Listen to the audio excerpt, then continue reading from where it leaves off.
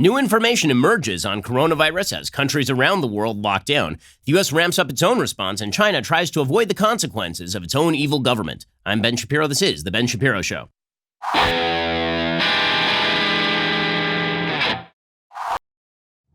The Ben Shapiro Show is sponsored by ExpressVPN. Your data is your business protected at expressvpn.com/Ben. We're going to get to all the news in just 1 second. And as always, plenty of news there is. As always, just going to remind you, we are all in this together, even if we are apart. Don't worry, we're going to make it through this. There will be an end to this. We're going to talk about when that end might come, what the projections are for, how long this lasts, what the measures are that are going to be taken, how long those will last, because right now there's a lot of uncertainty out there, a lot of misinformation out there. We're going to get into it. We're going to break all of it down.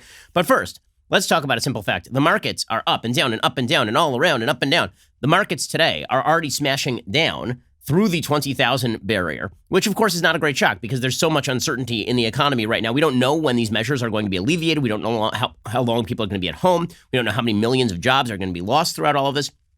Now might be a good time to take some of your money that you have lying around the house and invest that in some gold. Okay, precious metals are doing really well right now. Why? Because uncertainty means that gold is a safe haven for your money. What exactly are you waiting for? Hedge against what we've seen in the past few weeks. I mean, it's been insane, right? A few weeks ago, the stock market was at 30,000. Now it's down below 20,000. It's down 10% one day, then it's up 12%, and then it's down 15%. It's all over the place. If you're looking for a place to put your money that is at least going to not be worth zero, you might want to take a look at some precious metals. If you haven't yet taken the first step of requesting a free information kit on gold, you should know this is not a complicated process with my friends over at Birch Gold. Call Birch Gold right now. Convert your traditional IRA or 401k into a precious metals IRA. If that is something you're interested in, Birch Gold will go to work and make things super simple for you. They'll have a conversation with you. You can determine if precious metals make sense for you. I'm not saying liquidate all your stock when the market's down. I'm saying that you should at least be diversified. If you'd been diversified before, you'd be in better shape now than if you had all of your money in the stock market. There's no obligations. You have nothing to lose to take that first step.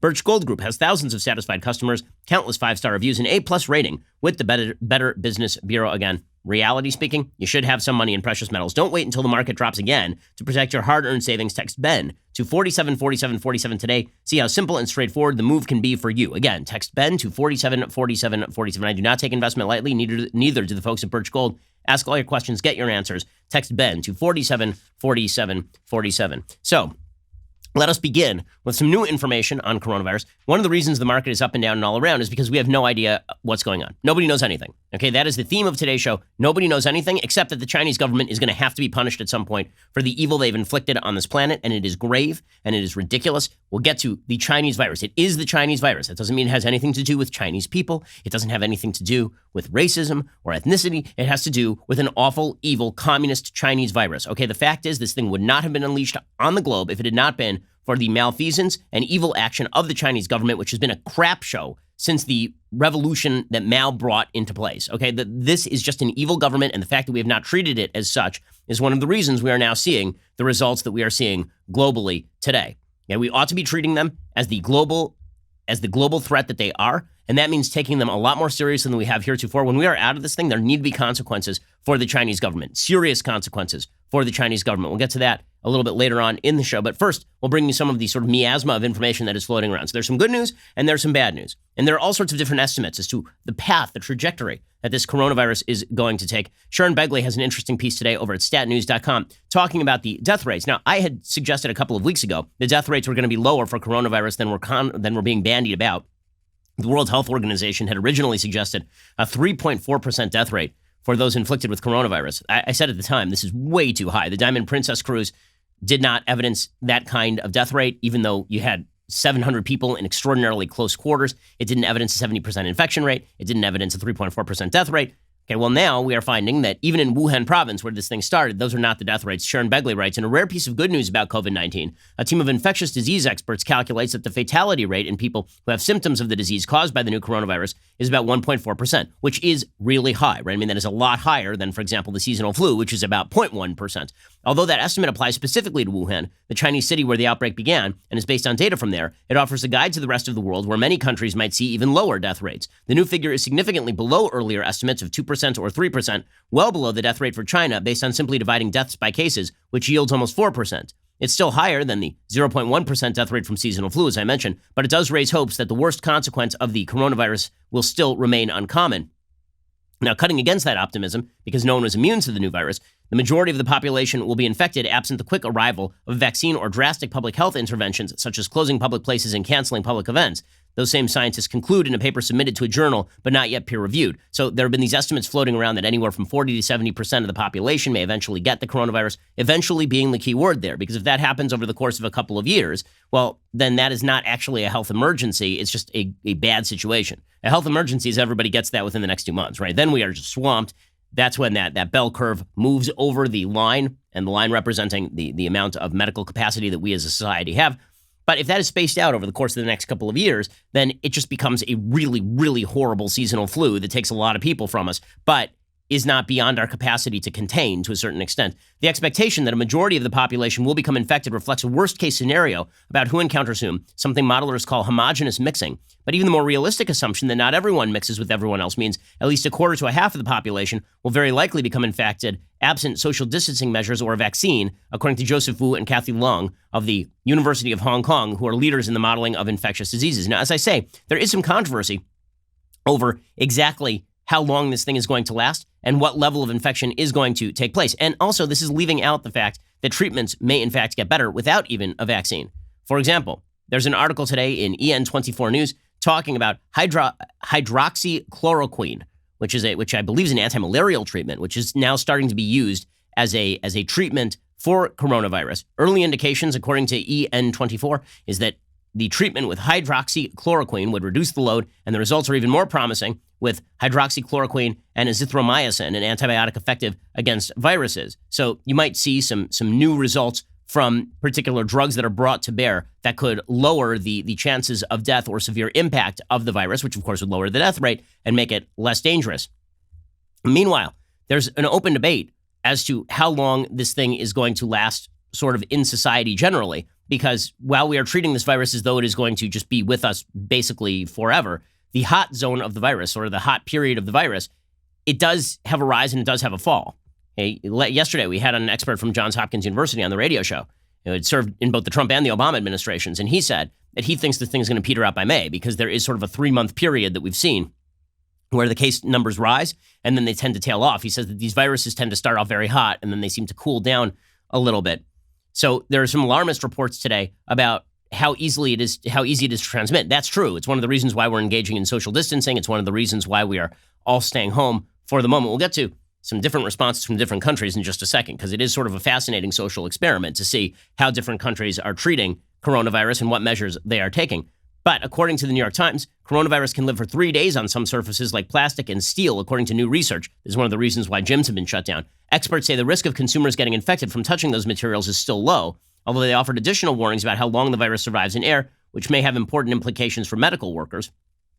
The new study, published Tuesday in the New England Journal of Medicine, also suggests that the virus disintegrates over the course of a day on cardboard, lessening the worries that deliveries will spread the virus during this period of staying and working from home. When the virus becomes suspended in droplets smaller than 5 micrometers, like aerosols, it can stay suspended for about half an hour before drifting down and settling on surfaces where it can linger for hours. The finding on aerosol is inconsistent with the World Health Organization's position that the virus is not transported by air. That would mean that it's a lot more easy to transmit if it's just hanging around in the air after somebody sneezes, for example. The virus lives longest on plastic and steel. It can survive for up to 72 hours, but the amount of viable virus decreases sharply over this time. It also does poorly on copper, surviving for about 4 hours. On cardboard, it can survive up to 24 hours, which suggests that packages that arrive in the mail should have only low levels of the virus unless the delivery person coughed or sneezed on it or handled it with contaminated hands, which is true in general. Unless the people handling any of this stuff are sick, the actual risk of getting infected is incredibly low. So, you know, there are people, I mean, I know somebody who's immunocompromised, and every time they have a package come in their house, they immediately wash it down with sort of a solution of diluted bleach. If you're really paranoid about this stuff, or if you have an underlying health condition, if you're elderly, that might be something to consider at this point. Now, with all of that said, there are wildly varying estimates on how durable this virus is going to be over the course of time, which of course is the big question. The reason the market dropped today, and the reason the markets are going to continue to drop, is because the market, is trying to, don't worry, we disinfect everything here. People are far away from me. I'm alone in the studio, guys. When I cough, no one's getting dead. Okay, so but when we talk about the path that this virus is taking. There are these widely variant estimates. So, for example, there's an Israeli Nobel laureate named Michael Levitt. He won the 2013 Nobel Prize in Chemistry. He's praising Israel. Israel has taken preventative measures. They've basically locked everybody in their house. He said most people are naturally immune to the disease. He said the infection rate in China is slowing down, so the end of the pandemic is near. He said that he's an American British Israeli biophysicist.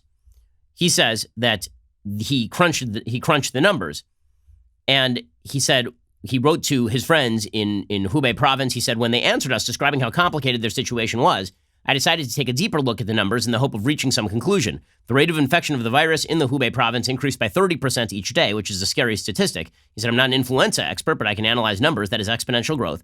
Had the growth continued at that rate, the whole world would have become infected within 90 days.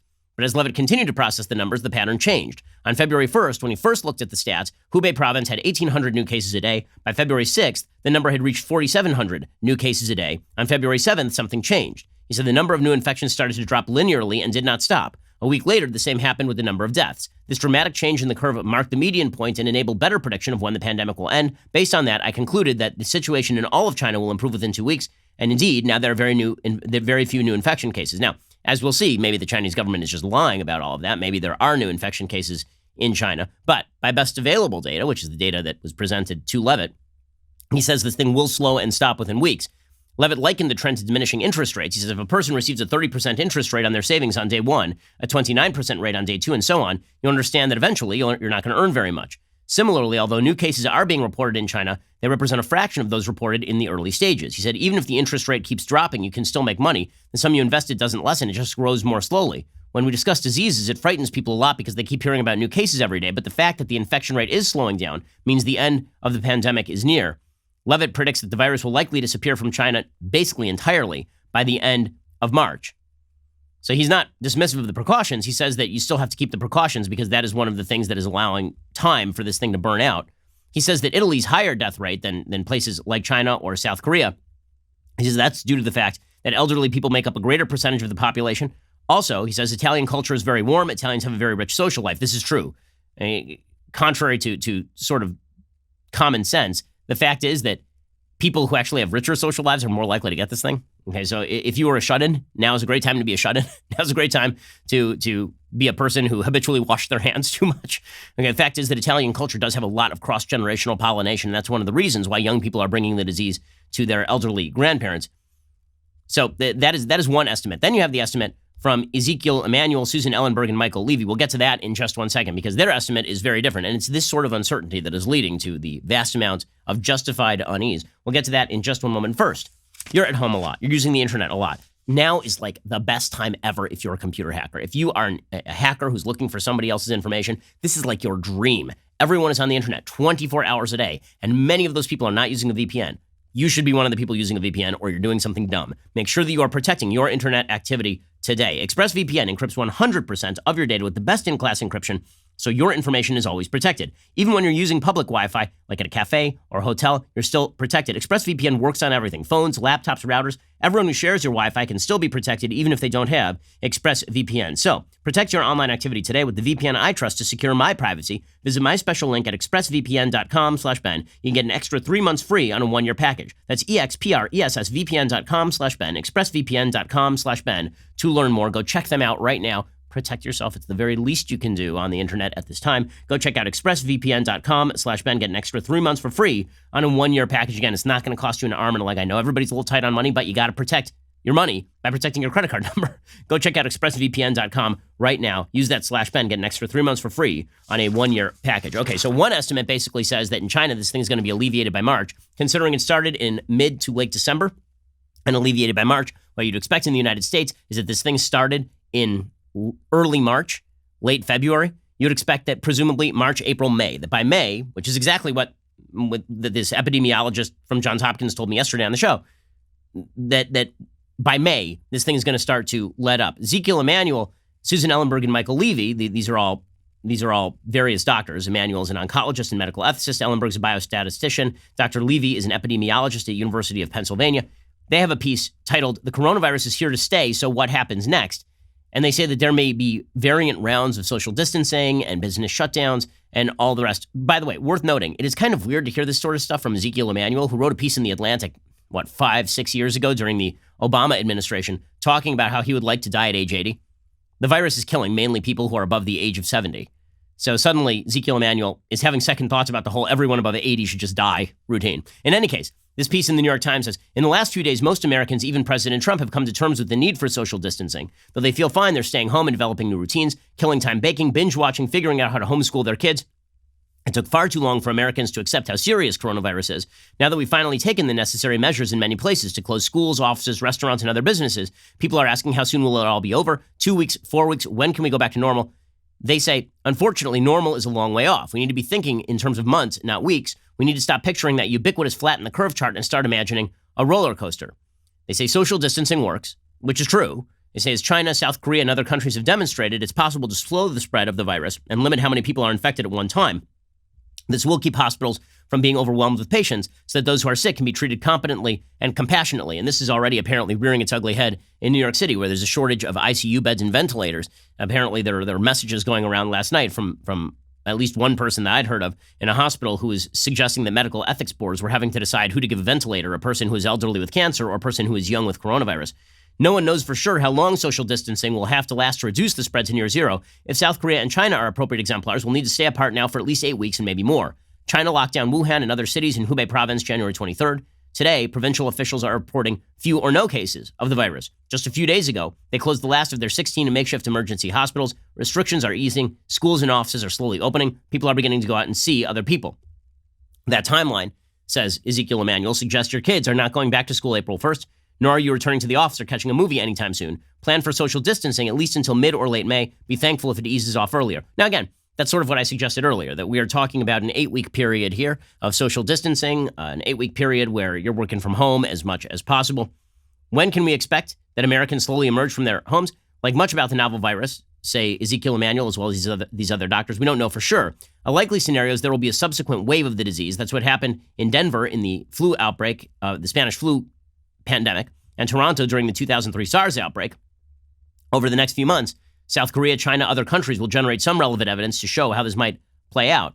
They say the reality is that influenza and most cold viruses wane in the summer, but they do so in part because a lot of people catch them in the winter. Since we've never been infected with this coronavirus before, there's no acquired immunity, so we don't know that there will be a seasonal reprieve, although it is true that there has been a seasonal reprieve in some of the more equatorial countries that are seeing the transmission of coronavirus.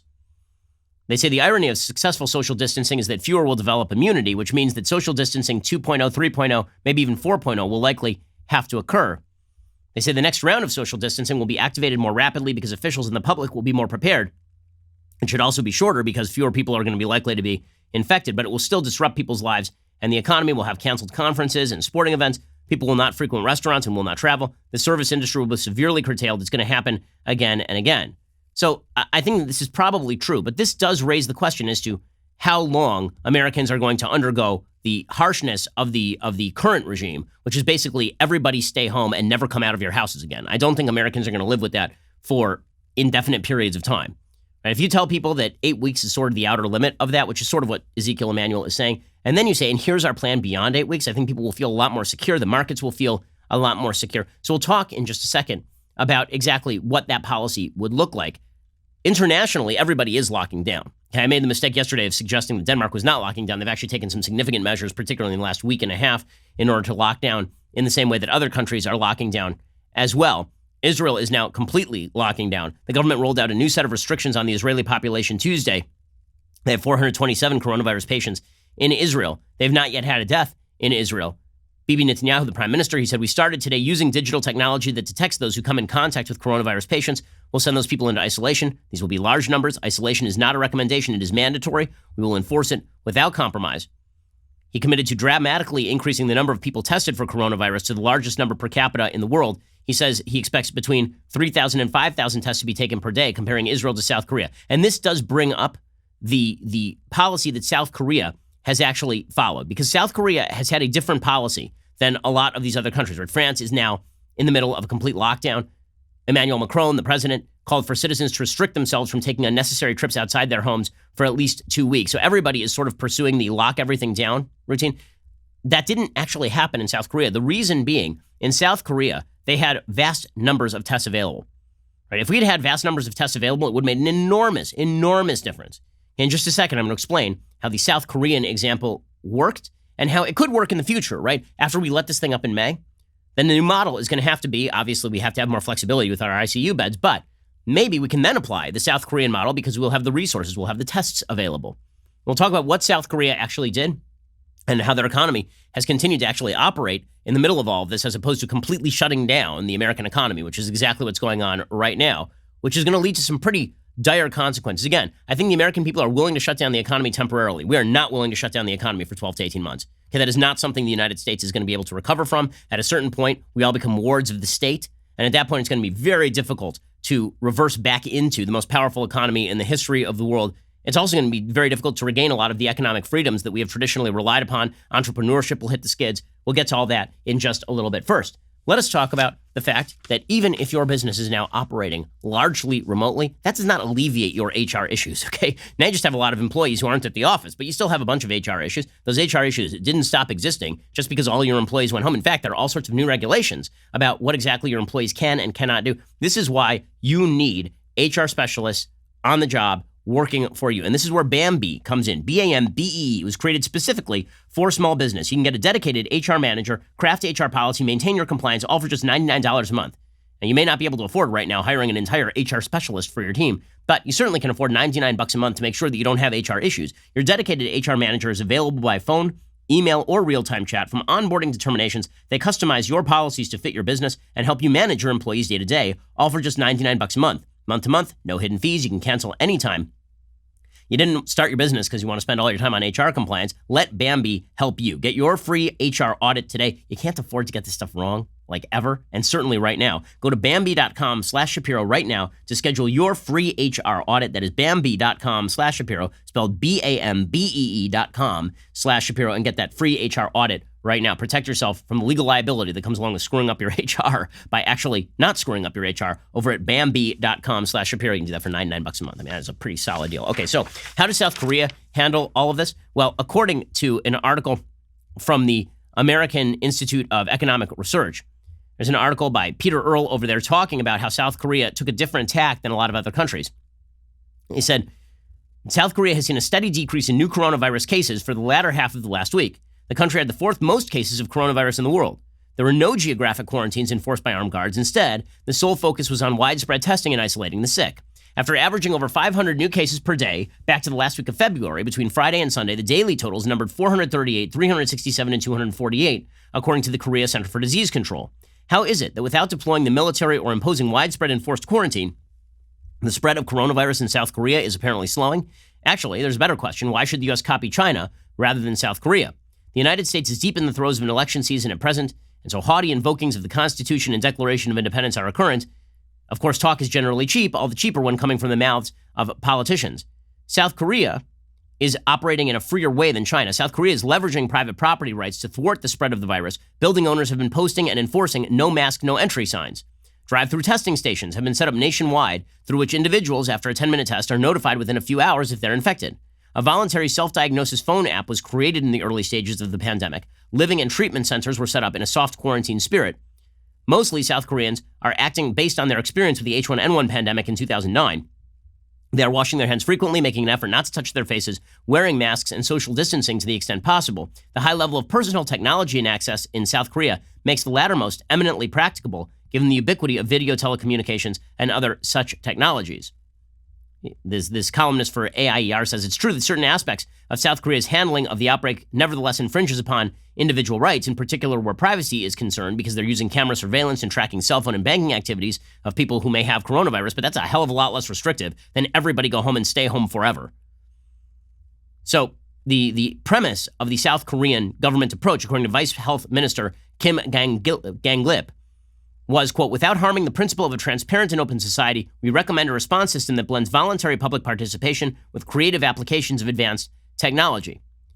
Okay, and South Korea has handled this without shutting down their economy in the same way that we are currently shutting down our economy. It also demonstrates the foolishness of all of the advice that you were getting not to wear a face mask early on. There's a difference between the medical grade face masks that were in short supply and are needed by doctors and the face masks that you wear when you go to the hospital, basically just a piece of cloth with some loops for your ears. That's not what we're talking about when we say that doctors need medical masks. Those are not the same types of masks. South Korea has been applying those masks in public for a very long time. The reason is not because it's going to prevent you from getting coronavirus. It's because it's going to prevent you from transmitting coronavirus because the orifice is most likely to generate the germs are your nose and your mouth. Zeynep Tufekci is a professor of information science specializing in social effects of technology, has a piece at the New York Times saying exactly this today, saying why telling people they don't need masks backfired. As the pandemic rages on, there will be many difficult messages for the public, says this columnist. Unfortunately, the top-down conversation around masks has become a case study in how not to communicate with the public, especially now that traditional gatekeepers like media and health authorities have much less control. The message became counterproductive, may have encouraged even more hoarding, because it seemed as though authorities were shaping the message around managing scarcity rather than confronting the reality of the situation. First, many health experts, including the Surgeon General, told the public simultaneously that masks weren't necessary for protecting the general public and that healthcare workers needed the dwindling supply.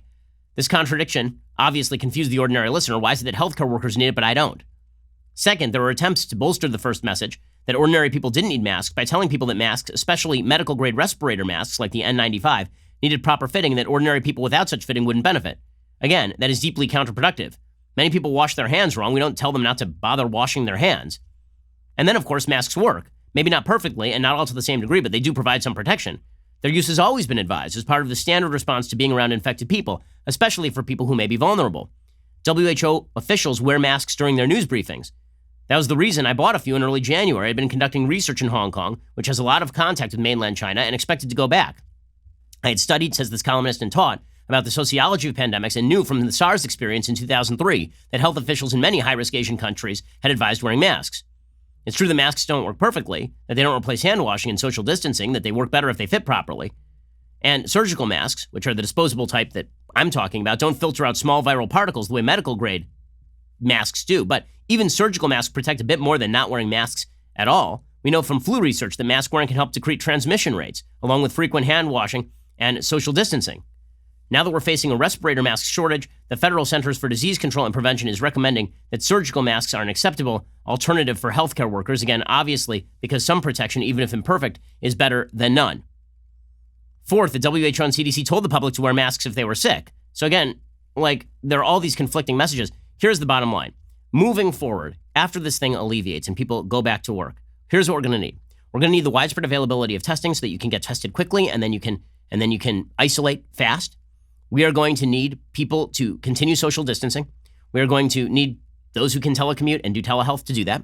We are going to need people to wear masks. That is going to be something that we probably are going to need. These sort of long-term policies are going to be useful. The South Korean strategy becomes viable when those resources are available. But the South Korean strategy was not viable and is not viable in the United States because, number one, people don't have the masks. Number two, we don't actually have the capacity at this point to give those widespread tests. But this is why the government policy needs to be generated right now toward making all this stuff available. Right? We need more ICU beds. We need widespread testing. And then when we get back to regular life, the economy can continue functioning again. Okay, meanwhile, the United States government is taking new measures. The U.S. is planning to swiftly turn back people entering from Mexico illegally. According to the New York Times, the Trump administration plans to immediately turn back all asylum seekers and other foreigners attempting to enter the U.S. from Mexico illegally, saying the nation cannot risk allowing the coronavirus to spread through detention facilities and Border Patrol agents, according to 4 administration officials. Those administration officials said ports of entry would remain open to American citizens, green card holders, and foreigners with proper documentation. Some foreigners would be blocked, including Europeans currently subject to earlier travel restrictions imposed by the administration. Points of entry will also be open to commercial traffic, but Border Patrol agents are going to immediately return anyone to Mexico who attempts to cross the southwestern border. By the way, we're also closing our borders to Canada, so stop calling this racist because it simply is not. Meanwhile, the United States has reported its 100th death. We are now up to, at current count, and again, this is just at the present time, we're now up to 115 deaths or so, somewhere in that neighborhood in the United States. We saw a jump in New York last night, 16 deaths in New York last night. The Trump administration is also moving to enlist more agencies in a whole of government response to the virus. We'll get to that in just 1 second. First, let's be real about this. You're going to be home for a while. Okay, so now would be a fantastic time to work on that degree you've always wanted. I mean, you're sitting at home. What do you have that is more important or better to do than that? You got some extra time on your hands? Why not do something useful? Admittedly, it's hard to go back to school while you are at work, but right now, you're probably home. And that's why I recommend Ashford University. Right now is a great time to enlist in the courses you've always wanted to enlist in. Ashford University's online bachelor's and master's degree programs allow you to learn at your own pace. You can study wherever you are most comfortable learning. Ashford allows you to take one course at a time. Being enrolled in one class at Ashford means you are considered a full-time student. The SAT, GRE, GMAT, other standardized test scores not required for enrolling at Ashford, and Ashford is fully accredited by the WASC Senior College and University Commission. So get on the road to earning your degree and making your dream job a reality. Get that resume ready, guys, because now is a great time to get educated. Enroll now by going to ashford.edu/Ben. That is ashford.edu/Ben. Has there ever been a better time, seriously, to do this? Go check out ashford.edu/Ben. Start your degree today, ashford.edu/Ben. Okay, we're going to get to more of the news. Plus, we have to get to what we're going to do with the Chinese government. Okay, the Chinese government is responsible for this. Everybody who keeps saying, don't say Wuhan flu, don't say Kung flu, don't say Chinese virus, shut the hell up. I mean, seriously, it's ridiculous. It's ridiculous. The Chinese government is responsible for this. No one's talking about Chinese people. Nobody's talking about being racist against Chinese people. Stop with this absolute politically correct garbage. If you do not look at the Chinese government as the cause of all of this, it's because you're not looking closely enough, or because you wish not to look at that. And you're too busy in your politically correct, bizarre universe to actually look at the reality. We'll get to that in just a second. First, I hope you've had a chance to see some of our new content we started this week called All Access Live over at dailywire.com. Jeremy Boring and I kicked off Monday evening. We talked movies, we talked a little bit of religion, and then Jeremy and Michael Knowles followed up last night. We're doing an episode the rest of the week, like every night this week at 8 p.m. Eastern, 5 p.m. Pacific. You know, it was actually pretty fun shooting All Access Live. It was a little more relaxed than our normal programming. We just sat around and shot the bleep. Well, we're all kind of stuck in isolation right now. It's really important that we actually come together as a community. I think these live streams with our audience help bring us together, even if it's through a computer, make you feel a little bit less lonely.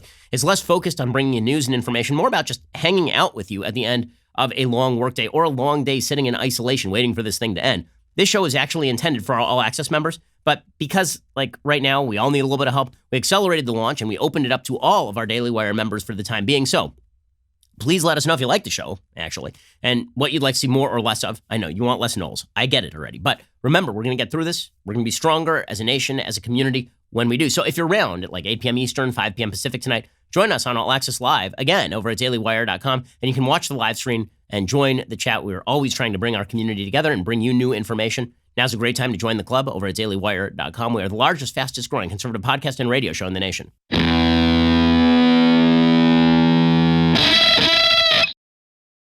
All right, so more on the federal response. So the Trump administration is now starting to activate various branches of the federal government. The New York State government is pleading for help from the Army Corps of Engineers to quickly build hospitals. Oregon's governor repeatedly pressed the Department of Health and Human Services for hundreds of thousands of respirators, gowns, gloves, face shields, goggles. President Trump is enlisting much of the government in what the White House had called for weeks a whole-of-government approach to the rampaging coronavirus. He says we're starting the process. Now, presumably, that should have started weeks ago, obviously. And yes, there are going to be heads that have to roll in the federal government over the slow response over all this. Yes, the lack of tests from January on is pretty much unforgivable. If South Korea could turn out these tests, why could not the United States government, the most powerful force in the history of the world? Why? Why is that not a reality? Why weren't the tests available? And those are serious questions that are going to have to be asked. We're going to have to ask why we weren't spending the last few weeks prepping the ICU beds that we all knew we were going to need. But at least the shift is happening.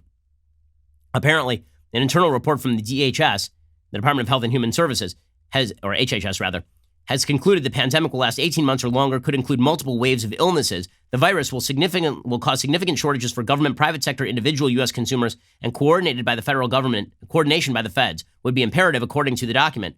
But a lot of these various agencies were not brought into play until the last couple of days. Hospital ships right now are at port. The Department of Veterans Affairs awaits requests for help. The Veterans Department has a surplus of beds in many of its 172 hospital centers, a robust number of special rooms for patients with breathing disorders, although if the media is pretending that those are going to be up to snuff in terms of the numbers we need, that is probably wrong. The sprawling system of emergency doctors and nurses ready to be deployed by the Department of Health and Human Services, the National Disaster Medical System, is also still waiting for orders other than to staff locations where passengers offloaded from cruise ships are being quarantined. The Department of Defense, home to 1.3 million active duty troops and a civilian and military infrastructure that has made planning for national emergencies almost in our form, has yet to be deployed to its fullest capacities. Again, all of this is incredibly fluid. Now, the New York Times suggests that this is the fault of the Trump administration. They point out that President Obama dispatched 3,000 American troops to Liberia to build hospitals and treatment centers to help fight Ebola.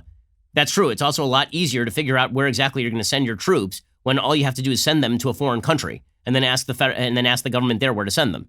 Presumably, we're going to do the same thing here. The Pentagon opened a joint command operation at a hotel in Liberia's capital to coordinate the international effort. So they're trying to say that Obama did a great job with Ebola, whereas we're doing a crappy job with coronavirus. These are not the same thing at all, okay? An outbreak in a foreign country that is a lot smaller than the United States and where you don't have to try and figure out which citizens to protect and which ones not to protect, a lot less difficult than what the federal government is trying right now. Defense Secretary Mark Esper said on Tuesday the Pentagon will make available to the Department of Health and Human Services up to 5 million N95 masks, which can be used to help protect health workers and vulnerable people against the virus. The first million are going to be available immediately. Now, why that wasn't done weeks ago is beyond me. The Pentagon is also making available 2,000 ventilators for hospitals, which is not putting a serious dent in what is needed at this point. But bottom line is that it is late, but it is happening. At least the federal government is doing what it can do at this point. Now, meanwhile, on the local level, Bill de Blasio is fighting with Andrew Cuomo. Bill de Blasio is saying maybe we need we need an entire shelter-in-place order. One of the things that we have to be careful of is letting the evidence lead us where we're supposed to go in terms of actual public action. Because San Francisco declared a shelter-in-place order, now every mayor in the United States basically has an incentive to double down on what is the most restrictive possible thing to do. And so we have to determine whether that is actually useful or whether it is not useful. There hasn't been much of a debate so far as to what's useful and what's not useful. Everybody just snaps to, okay, we got to do something and we got to do something significant. And I think that that's probably right in terms of instinct. But as time passes, the question is to whether you need to actually tell people that social distancing is not enough, that it's not enough to tell people not to go to restaurants, that we actually have to force people to stay in their homes for prolonged periods of time. Well, how that lasts for 8 weeks, honestly, like just on a realistic level, it's going to be very difficult to police all this. And I do have to note that the insanity of the fact that the New York City government right now is telling everybody that they may have to shelter in place while the Brooklyn District Attorney, Eric Gonzalez, is publicly announcing that his office will immediately stop prosecuting low-level nonviolent offenses and will consider freeing jailed suspects who are vulnerable to infection. I don't know how you simultaneously hold those positions. You're telling people you're going to prosecute them if they go open their restaurant, but if you decide to break into the restaurant and steal cash from the till, you won't be prosecuted. How is that not a perverse incentive? I mean, seriously, this is insane. How can you have local governments announcing that if you commit a crime, it's going to be fine? Like, at the very least, shut your face, dude. Even if you're not going to enforce it. You seriously want to say openly? I mean, what is this, the purge? You want to say openly to criminals? Guys, have at it. We're not going to prosecute anything. New York implemented decades ago the broken windows theory by James Q. Wilson, which suggested that policing of low-level crimes prevents the commission of larger-level crimes, and that is true. Right? So social science statistics prove this. So I guess now New York, and apparently Philadelphia as well, they're pursuing a policy of go break the windows. Go break the windows. We won't prosecute you. What do they think that's going to do to crime levels? And by the way, do you really believe that young people across the country, many of whom are impoverished, are simply going to sit at home without any sort of social life? Like, they better come up with a better policy fast, is all I'm saying, because the policies that are being pursued by local governments are not workable. These are not workable in the long term. They may be workable for a period of time. Law-abiding people will follow them, but we are now cracking down on all the law-abiding people while telling all the non-law-abiding people that we're not going to crack down on them. I have no idea how that is possibly good policy. It makes no sense at all. It makes no sense at all. Again, I'm not saying that we shouldn't stay at home. I'm staying at home. Right? Everybody that, like, seriously, like, we're in LA. Everybody's at home. It's a zombie apocalypse out there. There's no one on the roads. And I think that in the short term, given the resources available, that is perfectly appropriate. But how can you at the same time tell people that the cops are not going to enforce the law? Are we insane here? Brooklyn DA spokesperson Oren Yaniv said, it's just a bunch of low-level offenses. Basically anything where there's no kind of violence and no requirement to see a judge. Really, the idea is just to decrease the number of people in the system. Are you insane? Like, what in the world? So apparently we're now just going to release criminals into the wild, and that's not going to have any downside. Great stuff. Great stuff. Yeah, again, Philadelphia police are doing the same thing. They're stopping low-level arrests to prevent jail overcrowding. Nothing like incentivizing criminality to make everybody's life better in the midst of a pandemic. And meanwhile, there's all of this ridiculous controversy over what we label this thing. President Trump suggested openly the other day that this is the Chinese virus, and he was smacked for it. And President Trump was asked about this yesterday. He said, yeah, I'm going to continue to call it the Chinese virus because the Chinese government's responsible for all of this. China and others have criticized you for using the phrase Chinese virus. How do you feel about that? Are you going to continue using that phrase? Well, China was putting out information which was false that our military gave this to them. That was false. And rather than having an argument, I said, I have to call it where it came from. It did come from China. So I think it's a very accurate term. But no, I didn't appreciate the fact that China was saying that our military gave it to them. Our military did not give it to anybody. Critics say using that phrase creates a stigma. No, I don't think so. No, I think saying that our military gave it to them creates a stigma. Correct, accurate, win for President Trump. This is absolutely correct. Okay, can we just be frank about this? The Chinese government is responsible for this. They're responsible for this at every level. The Chinese government actively sought to silence people who were talking about the coronavirus. They actively tried to arrest people. They forced them to recant true statements about coronavirus. Not only that, according to the UK, the Sunday Times, Chinese scientists destroyed proof of the virus in December. According to the Times of London, Chinese laboratories identified a mystery virus as a highly infectious new pathogen by late December last year. They were ordered to stop tests, destroy samples, and suppress the news, a Chinese media outlet has revealed. A regional health official in Wuhan, center of the outbreak, demanded the destruction of the lab samples that established the cause of unexplained viral pneumonia on January 1st. China did not acknowledge there was human-to-human transmission until more than 3 weeks later. The detailed revelations by Kixin Global, a respected independent publication, provide the clearest evidence yet of the scale of the cover-up in the crucial early weeks when the opportunity was lost to control the outbreak. By the way, the WHO bought this hook, line, and sinker. The World Health Organization suggested in middle of January that coronavirus is not a threat because they had been informed of that by the Chinese government. Okay, the Chinese government is responsible for this. They're responsible for it from beginning to end. The Chinese government attempted actively to silence doctors warning others about the disease, according to the Washington Post. As word of a mysterious virus mounted, Li Wenliang shared suspicions in a private chat with his fellow medical school graduates. The doctor said 7 people seemed to have contracted SARS, the respiratory illness from China that was sent to 24 countries and left hundreds dead in the early 2000s. He urged people to be careful. Li and 7 other doctors were quickly summoned by Chinese authorities for propagating rumors about SARS-like cases in the area. The warnings were prescient. Soon, health officials worldwide would be scrambling to combat a novel virus with a striking genetic resemblance to SARS. As Jim Garrity says at National Review, Chinese authorities spent January denying it could spread between humans, something doctors had known was happening since late December, and now we know they were destroying the proof, and went ahead with a Chinese Lunar New Year banquet involving tens of thousands of families in Wuhan. Doctors say in Wuhan, people who had no connection to the Huanan market were among the first showing the symptoms. So the Chinese authorities understood human-to-human transition was happening right from the very outset. Even by the Chinese government's own accounts of events, President Xi Jinping knew about the disease for 2 weeks before making any public comments about it, under fire for its response to the coronavirus epidemic. According to the New York Times, China's authoritarian government appears to be pushing a new account of events that presents President Xi Jinping as taking early action to fight the outbreak that has convulsed the country. But in doing so, the authorities have acknowledged for the first time that Mr. Xi was aware of the epidemic and involved in the response nearly 2 weeks before he first spoke publicly about it, and while people at the epicenter were still downplaying the dangers. According to the Wall Street Journal, the Chinese government let some 5 million people leave Wuhan without screening. Chinese medical authorities also banned staff from discussing the disease in public or via text or images. 8 days after this ban went in place, a nurse in one of these departments started to feel sick, was confirmed she was infected by coronavirus. By early March, 3 doctors at this particular hospital had died from the infection. Even today, Chinese citizens who criticize the government are disappeared. Okay, WeChat is currently banning Chinese Americans for talking about Hong Kong. I mean, this is insane. The Chinese government announced yesterday it's going to expel American journalists. According to Mark Tracy, Edward Wong, and Lara Jakes, in a sharp escalation of tensions between the two superpowers, China announced on Tuesday it would expel American journalists working for the New York Times, the Wall Street Journal, and the Washington Post. It also demanded that those outlets, as well as the Voice of America and Time Magazine, provide the Chinese government with detailed information about their operations. The announcement was made by China's Ministry of Foreign Affairs. They're blaming it on America booting out Chinese propagandists who had been claiming that America's military was behind this whole thing. But in reality, is it possible that China is still covering this thing up? Of course, that's highly possible, is that China is still covering this thing up.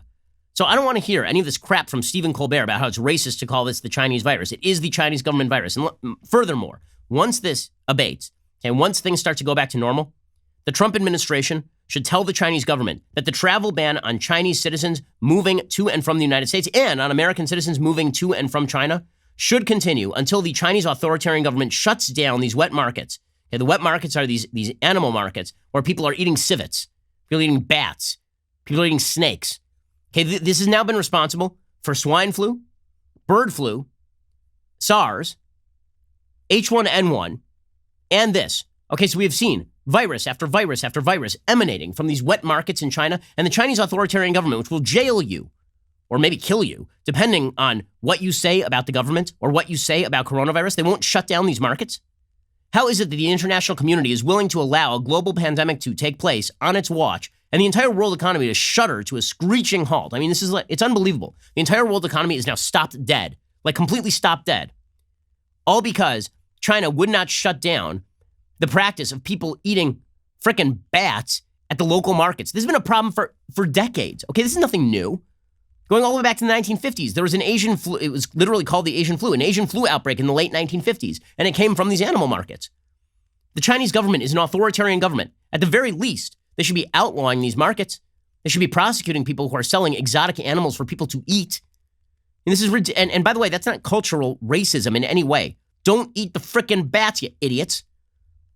I mean, seriously, how many lives would have been saved if the Chinese government had spent 1 ounce of its authoritarianism cracking down on perfectly illegal activity or activity that ought to be illegal, like eating the local wildlife? I mean, this is insane. The Trump administration, the rest of the world should be on board for this too, honestly. Like, can we all afford to do this once every 4 or 5 years? Because that's the future. The future is that once every 4 or 5 years, once every 10 years, there will be another virus emanating from China, which has yet to shut down this stuff, and then has covered it up in authoritarian fashion, and they unleash it on an unsuspecting global community. And then all of the people in the media go, oh, it's so racist, it's so ethnically unpalatable to say this is the Chinese virus. It has nothing to do with the skin color of the people or the location or the ethnicity of the people who are saying this stuff. It has to do with the Chinese communist authoritarian government, which has now unleashed for the 1 millionth time a virus on the rest of the world because they will not shut down what is obviously disgusting activity. I'm sorry, it is disgusting to eat a civet. Okay, it's gross. Beyond being gross. I don't care. You can do whatever is gross to your liking. Okay, I'm a libertarian on this stuff, except if there are externalities. And it turns out you eating a civet, you eating a pangolin, has some pretty significant externalities. You think we're going to lose $10 trillion in this economy because of this routine? Seriously. There better be some consequences to the Chinese government after all of this. I mean, the stock market, again, is down below 20,000. This is wild. And our chief focus is Stephen Colbert sitting by his fireside in his nicely apportioned mansion, talking about how terrible it is to label this the Chinese virus. Give me a freaking break. Steve Minuchin, the Treasury Secretary, is warning that this virus could yield a 20% jobless rate if we don't spend trillions of dollars. Is that worth not punishing the Chinese government and forcing them to shut down these markets at the very least? I mean, I'm not even saying that we ought to force the Chinese government to openness. I'm not even saying that we ought to root for the overthrow of the Chinese communist regime, which, by the way, we should. I mean, it's an evil, evil regime. Forget about what they do with the civets. This is a regime that has overseen the forced sterilization of presumably tens of millions of women over the course of the last 30 years. I mean, it's an evil government. It is. It is an evil government, just as evil as the Soviet Union. Just nobody talks about it. I mean, literally is evil. The Great Leap Forward killed far more people than the Holodomor, the murder of millions in Ukraine by the Stalin regime. This is an evil regime, and we've been treating it with kid gloves for years. We should not be. But put that aside. Even if you're just talking about shutting down these ridiculous eating the exotic animals markets, we are now going to we're going to go from a 3.5 unemployment rate in this country to a 20% unemployment rate in this country because China refused to crack down on people eating wild animals. Seriously? Here is Treasury Secretary Steve Minuchin. Apparently, he says that the jobless rate could hit 20%, according to CNBC. I'm told that in those meetings that the Treasury Secretary said that if Congress does not pass this package, that unemployment could touch 20%, trying to highlight the dire consequences that could await this country if Congress does not actually move forward this package of unprecedented proportions that would deliver that money directly to Americans.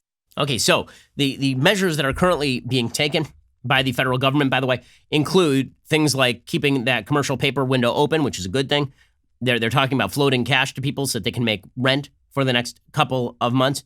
There's been some talk. Andrew Ross Sorkin has a piece in the New York Times today suggesting that effectively the government float zero interest loans for the next 5 years repayable to businesses that need them over the next few months. And again, all of this, I think, should be off the table if it were not the government that were imposing the lockdown in the first place. The government is imposing the lockdown in the first place. That means that these businesses, normally the answer is, like in 2007, 2008, businesses that were poorly run and made bad decisions, and then they're hit by a downturning economy that is not the result of an external shock, or an internal shock directed by government, that those businesses don't deserve a bailout. But if you're talking about the federal government forcibly shutting down businesses, that is a different story. So even that distinguishes between businesses. Like the airline business, there's a good case to be made the airlines should not actually be bailed out, that we should be bailing out their employees because the airlines have been using their money for stock buybacks, because the airlines should have banked up enough cash to at least survive, even if it means furloughing their employees for the foreseeable future, and then we should compensate the employees. But if you're talking about keeping business afloat for a couple of months, if you're talking about making sure that basically we freeze the economy in place for a couple of months, as long as there's an end date to that, then all possibilities are sort of on the table. But we should examine the consequences of those policies. The danger, of course, to open-ended loans like that is a lot of people who are never going to repay those loans. There is some winnowing that is going to happen in this economy. This is going to change the way people live in particularly significant ways. Even when this ends, the movie industry is going to take a hit. The entertainment industry is going to take a hit. Do you really want the government floating loans to industries that are going to take a permanent hit over the course of time because our way of life just radically changed? That is unclear how people earn back their money at this point. Perhaps the best way to do it, Sorkin suggests that basically you should go to the banks and then you should say to the banks, we're going to back whatever loans you choose to give. And that may be the best way to do it, because the banks actually have an actuarial interest in only giving out loans that will eventually be repaid, as opposed to the federal government, which has an interest in handing out free cash, helicopter cash, to everybody. Okay, so the bottom line here is that we don't know where any of this is going. And you are seeing local restaurants shut down. You're seeing people hurt. We're going to have to figure out in pretty short order what the trajectory of this thing is. Greatest hope, by May, this thing starts to wane. By May, people start going back to, if not normal, something slightly resembling normal. It's going to change our way of life, particularly in small spaces. I think that the concert industry is going to have a rough time. I think a lot of local restaurants are going to have a rough time. Everything may translate over to in-room dining, delivery. It may transfer over to bigger restaurants with more space so that people can be spaced out a little bit more. But with all of that said, we are going to have to figure out what the second step here is, because it is just not sustainable for everybody to be locked in their homes for 6, 12, 18 months. That's not sustainable. The economy cannot take it. Because at a certain point, who's going to buy the debt? Who's going to buy the bonds? At a certain point, the federal government's going to have to just start inflating the currency, at which point everybody who has any money is worth nothing. So it's very, bottom line is that the federal government has to take measures to keep the economy running for the moment, but that should be temporary, and we should have a plan for what happens next. Okay, meanwhile, in other news, Joe Biden cleaned up last night. So there were some primaries yesterday. Joe Biden won primaries in Florida, Illinois, and Arizona. He did it easily. The percentages for him were extraordinarily high. That is not a big shock. The turnout was actually on pace to surpass the 2016 primary in places like Arizona, which is kind of shocking given the fact that pretty much everybody is supposed to be in lockdown. In Maricopa County, which included Phoenix, more than 40,000 people voted in person on Tuesday compared to 35,000 there in 2016. Much of Sanders' support has come from young voters. That didn't play out in Arizona. It didn't play out in Florida. He just got skunked in Florida. Both Florida and Arizona surpassing the turnout. Honestly, it was irresponsible to hold these primaries. If you are seriously concerned about the coronavirus, it's irresponsible to have huge numbers of people in line. Biden, of course, won Illinois with big numbers. So in a time of panic, Joe Biden, who's, as I've said, mashed potatoes and chicken soup, that guy is probably this is helping Biden versus Bernie, obviously. Bernie is a destabilizing force in a time that requires stability. And it just demonstrates how crazy Bernie is that yesterday Bernie suggested that any business receiving aid at all should receive, the government should own a part of it. This is nuts, by the way. It is the government that is causing the economic downturn right now. It is. It's the government that is telling everybody to go home. Now, I'm not saying they're wrong to do it. I'm just saying that for the government to say to everybody, stay home, we're going to destroy your business. Also, we're going to give you the loans, and also we're going to own your business is totally wild. That's wild. I mean, that's just a thug tactic by the government. That's basically nationalization by a backdoor, and Bernie Sanders is all for it. Here's Bernie being a nut yesterday. We must make sure that companies that get bailouts are required to sell equity to the government and put workers on their board of directors. This is crazy. And the government is going to force companies into bankruptcy, which is what is happening right now, and then is going to bail them out for a share of the company. I mean, that's crazy towns, because it is the government that is telling people to stay home right now. Because there are a lot of companies where if they were not told to stay home right now, people would be at work, right? People would continue to operate, because the businesses would have to make the very tough decision between how much exposure can we take as a business in terms of people being out there, and also laying off every employee we have. I mean, there are hotel chains that laid off tens of thousands of people yesterday. The unemployment rate on this thing is going to skyrocket. So adding the additional threat, which is if you take a loan from the federal, who's going to take a loan from the federal government under those circumstances? Seriously, you think that if my business is starting to have a rough time, that I am then going to take a loan from the federal government? I'd rather go bankrupt, seriously, than take a loan from the federal government that lets the federal government run my business. How's that not a first? This is why this guy is losing all the primaries. He should be losing all the primaries. Joe Biden yesterday appealed to Bernie Sanders supporters. He's trying to bring the Sanders supporters inside the tent. Some 20% of Democrats are Sanders supporters. A huge number of them, like 40% of those people, say they won't vote for Joe Biden because they don't think he's radical enough, which, by the way, is kind of crazy because Joe Biden is very much on the left. Here is Joe Biden trying to appeal to Bernie supporters. Senator Sanders and I may disagree on tactics, but we share a common vision for the need to provide affordable health care for all Americans, reduce income inequity that has risen so drastically, to tackling the existential threat of our time, climate change. Senator Sanders and his supporters have brought a remarkable passion and tenacity to all of these issues. And together they have shifted the fundamental conversation in this country. So let me say, especially to the young voters who have been inspired by Senator Sanders, I hear you. I know what's at stake. I know what we have to do. Our goal as a campaign, and my goal as a candidate for president, is to unify this party and then to unify the nation. Yeah, good luck with that. The Bernie supporters are going to have no part of this. By the way, Joe Biden did finish the speech on a very odd note. He appeared not to know whether the camera was on or off. And so he just stood there awkwardly as his wife came to usher him off the stage, which is always a great look. Here's what that looked like. Well, thank you all for listening. He's just standing there. Now he's just standing there. And standing there. And there is Dr. Joe. Saying, and then he's like, oh, there you are. Thanks. And then there's just more awkwardness. Okay. Like somebody at some point should have turned off the camera. Like that's not Biden's fault, totally. But he's just standing there. Like, what's going on? Like seriously.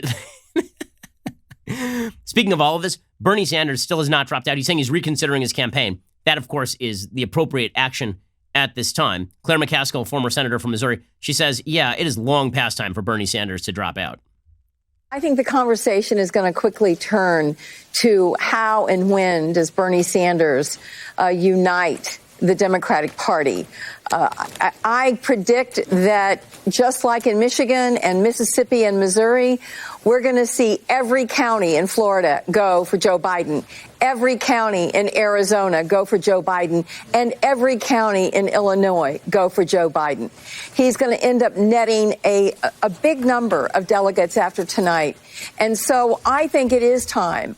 And well, this is the end of Bernie Sanders' campaign, but it is not the end of Bernie Sanders' impact, because what will Joe Biden have to give the Sanders supporters in order to get them back in the tent? A lot of those people are not going to show up to vote. They are young, they are motivated, and they are really, really far on the left. So how many of them are going to stick around for Joe Biden? Joe is going to have to pick somebody who is somewhat radical for his VP, or he's going to risk losing all of the Sanders supporters. Honestly, if Biden were smart, what he would probably do at this point is, even though he hates Sanders and thinks that he's a radical kook, which he is, Biden should probably offer Sanders some sort of administration post. And that's probably something that he should do if he wants to unify the party. But if Biden hopes that the Sanders people are just going to come around, that is not going to happen. Alrighty, we'll be back here later today with 2 additional hours of content, all your latest updates. We'll be back here tomorrow with all of your latest updates. Stick with us over at Daily Wire. We have all sorts of great content to get you through this unbelievably trying time. We're all here, guys. We're in it together apart. So we will use the internet to connect with one another. I'm Ben Shapiro. This is The Ben Shapiro Show.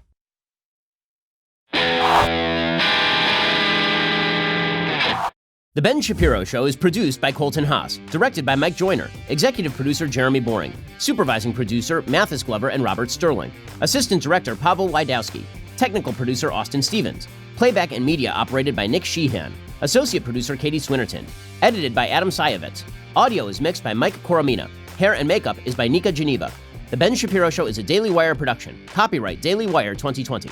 You know, the Matt Walsh Show, it's not just another show about politics. I think there are enough of those already out there. We talk about culture because culture drives politics and it drives everything else. So my main focuses are life, family, faith.